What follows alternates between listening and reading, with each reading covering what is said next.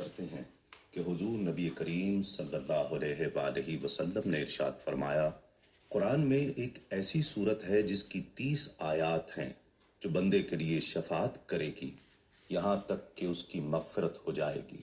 وہ سورہ تبارک الذی بیدہ الملک ہے۔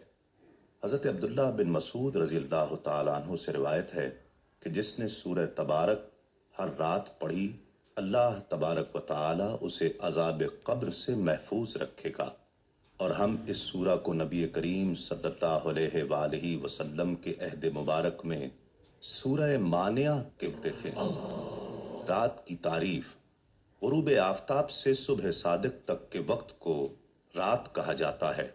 اس دوران یہ مبارک سورہ کبھی بھی پڑھی جا سکتی ہے۔ اکابر بزرگان دین اس سورہ کو بعد نماز عشاء پڑھا کرتے تھے۔